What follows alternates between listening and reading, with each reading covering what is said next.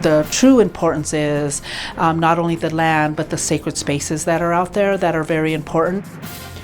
This part of northern Nevada is rich in lithium, but it's also rich in history. And that's making for a conflict between a mining company and native tribes. Our continued investigation into Thacker Pass tops 2 News at 5 o'clock. This is 2 News. Coverage you can count on. Yesterday, we told you about the major lithium project at Thacker Pass and what exactly is being built out there. I'm Ryan Canada. And I'm Kristen Remington. Thank you for being with us tonight.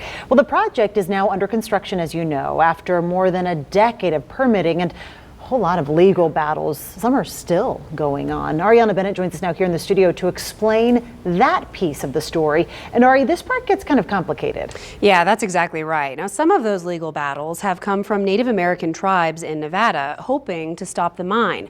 So as part of this 2 News Investigates special series, I visited their reservations and spoke with them about their concerns. Here's what they had to say.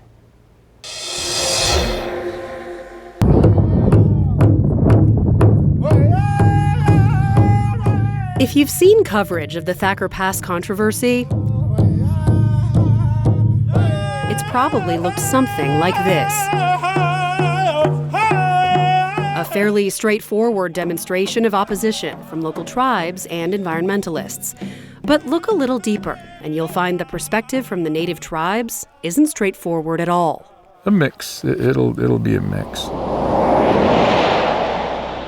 For Arlo Crutcher, the chairman of the Fort McDermitt Paiute Shoshone tribe, the mine is complicated.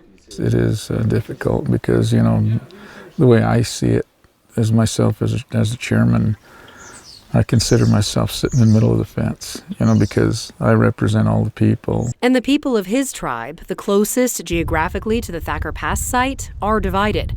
Some are visibly against it. But the tribal council isn't. In 2022, the council signed a community benefits agreement with the mining company, Lithium Americas, which agreed to build a new community and child care center on the reservation. It's a positive move because we do have an old Head Start building here that's not in very good shape. And the mine nearby means jobs nearby, something that this tribe desperately needs. A lot of our people are forced to move out, you know, because of the not having the work around here. Almost all of them, in fact. There are 2,000 members of this tribe, but only a few hundred live on the reservation. The mine, with its 300 permanent jobs, could change that. Give them the opportunity to come home, get closer to home, put in for jobs here. And have a chance to live more closely aligned to their heritage. We're kind of unique in a way, you know, to be able to preserve it, but yet still have to live in this world today. It's a common challenge for native tribes, and one felt on the Reno-Sparks Indian colony as well. But their take is a little different. McDermitt might feel it's a great thing. Our tribe would think it's not enough. Not enough benefit, and as they see it, a desecration of sacred land. Because in 1865, there was a massacre when the 1st Nevada Cavalry attacked a band of native people in that area. You saw all the water, the creeks, and the streams. That is where the Indian camps were set up. In the morning, they attacked. The cavalry split up and attacked from both sides. They're thinking between 30 and 70 native folks ran up and around Thacker Pass. Eben says dozens of people were killed, and they were never able to bury their dead. And while the massacre did not begin on the site of the current-day mine, the tribe believes it ended there.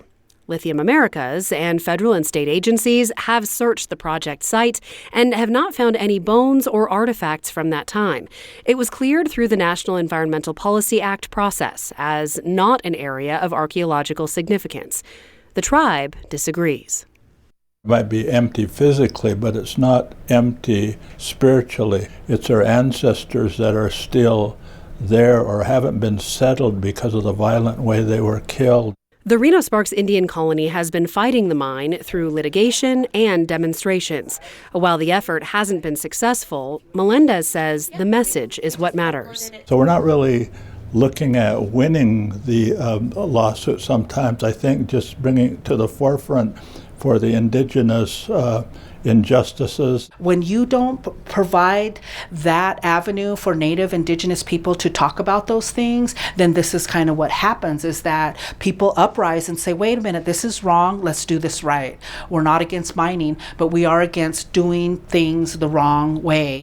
For Crutcher and the Fort McDermitt people, though, right way or wrong way, this mine is happening. How do we deal with something that came into place, that's in place, that's going to be there?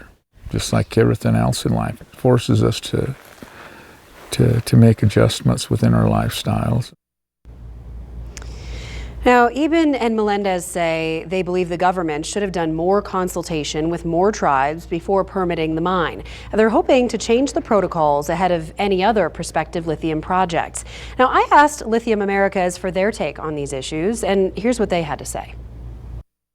There's an extensive cultural review that has happened here. It wasn't done by us, it was commissioned by the federal land managers as part of our process to get here. If we find something that we don't expect to find as we move through our project, there are protocols to handle those things, and so we're completely prepared for that. Now, it is worth noting that in May, Lithium Americas filed for a temporary restraining order against the protesters, which was granted. Crowley says they needed to keep the protesters out of the way of construction crews for everyone's safety. Protesting's fine. We welcome people's input. Just do it where you can be safe, and we're happy to hear out people's concerns. The most recent legal challenge from the tribes and one rancher was just rejected by the Ninth Circuit. But many farmers and ranchers in the area around Thacker Pass still have concerns about what the project will do to their livelihoods.